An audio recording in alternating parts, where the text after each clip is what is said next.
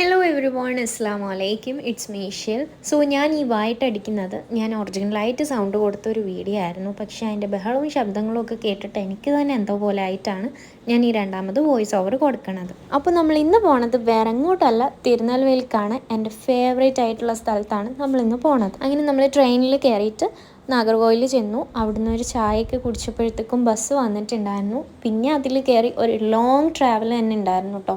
അങ്ങനെ ഒരു ഉറക്കമൊക്കെ പാസ്സാക്കി എണീറ്റപ്പോൾ പള്ളി എത്തിയിട്ടുണ്ടായിരുന്നു. പിന്നെ നമ്മൾ അവിടുന്ന് ഒരു കാറ് വിളിച്ചിട്ടായിരുന്നു പള്ളിയിലേക്ക് പോയിട്ടുണ്ടായിരുന്നത്. നേരെ ചെന്ന് നമ്മൾ ഫുഡാണ് കഴിച്ചത്. എന്നിട്ടാണ് കേട്ടോ റൂമിൽ പോയി ഫ്രഷ് ആയിട്ട് നമ്മൾ പള്ളിയിൽ കയറിയിട്ടുണ്ടായിരുന്നു. രാത്രി ഒരു 10 മണിയൊക്കെ ആയപ്പോഴത്തേക്കും. എന്നിട്ട് നമ്മൾ കുറേ നേരം അവിടെ സ്പെൻഡ് ചെയ്തിട്ടുണ്ടായിരുന്നു. അതിന് ശേഷമാണ് നമ്മൾ റൂമിൽ പോയി കിടന്നിട്ടുണ്ടായിരുന്നത്. അപ്പോൾ ഇതാണ് കേട്ടോ നമ്മളിവിടെ വന്നിട്ട് എടുത്ത റൂം. നല്ല സർവീസും കാര്യങ്ങളൊക്കെ ഉണ്ടായിരുന്നു. AC ഉണ്ട്, നോൺ AC ഉണ്ട്, കാര്യങ്ങളൊക്കെ ഉള്ളൊരു റൂമായിരുന്നു കേട്ടോ.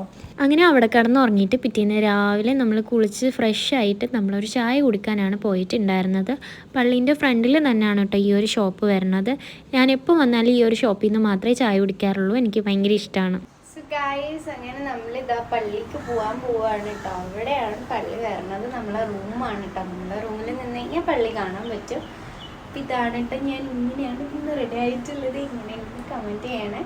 അങ്ങനെ നമ്മൾ വീഡിയോ ഒക്കെ എടുത്തിട്ട് നേരെ പള്ളിയിൽ വന്നു. കയറി സിയാർത്തൊക്കെ ചെയ്തതിന് ശേഷം അവിടെ ഇരിക്കുകയായിരുന്നു. ഭയങ്കര കാറ്റായിരുന്നു കേട്ടോ. എൻ്റെ ഡ്രസ്സും മുടിയൊക്കെ പറന്നൊരു പരുവായിട്ടുണ്ടായിരുന്നു. പോയ ലുക്കൊന്നും ആയിരുന്നില്ല. പിന്നെ ഞാൻ അവിടെ വാപ്പിനും ഉമ്മേനെയും വെയിറ്റ് ചെയ്യായിരുന്നു കേട്ടോ. അവർ ഈ നേർച്ചയൊക്കെ കൊടുക്കണം ബിരിയാണി അവർക്ക് ഭയങ്കര ഇഷ്ടമാണ്. അത് മേടിക്കാൻ വേണ്ടിയിട്ട് പോയി നിൽക്കുകയായിരുന്നു.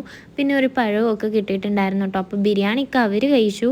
ഞാൻ പൊതുവേ മട്ടൻ ബിരിയാണി കഴിക്കില്ല. മട്ടൻ ബിരിയാണി എന്നല്ല, മട്ടനേ കഴിക്കില്ല. അങ്ങനെ നമ്മൾ അവിടുത്തെ സിയാർത്തൊക്കെ കഴിഞ്ഞിട്ട് നേരെ വന്നിട്ടുള്ളത് ഒരു ജീപ്പിലായിരുന്നു കേട്ടോ ബസ് സ്റ്റോപ്പിൽ പോയിട്ടുണ്ടായിരുന്നത്. ബസ് കാത്ത് കുറച്ച് നേരം വെയിറ്റ് ചെയ്യേണ്ടി വന്നു. അങ്ങനെ അവിടുത്തെ ഒരു ഷോപ്പിൽ കയറിയിട്ട് ഞാൻ കുറച്ച് കുറുകുറയൊക്കെ മേടിച്ച് വെച്ചിട്ടുണ്ടായിരുന്നു. കുറച്ച് മുട്ടായിയൊക്കെ ബസ്സിലിരുന്ന് ചുമ്മാ കഴിക്കാമെന്ന് വെച്ചിട്ട് അങ്ങനെ നമുക്ക് ബസ് വന്നു. പിന്നെ നമ്മൾ അവിടുന്ന് നേരെ നാഗർകോവിൽ റെയിൽവേ സ്റ്റേഷനിൽ ചെന്നിട്ടാണ് അവിടുന്ന് വീട്ടിൽ വന്നിട്ടുണ്ടായിരുന്നത്. അപ്പോൾ ഇത്രയേ ഉള്ളൂ എൻ്റെ ഒരു ഷോർട്ട് വീഡിയോ. ബൈ.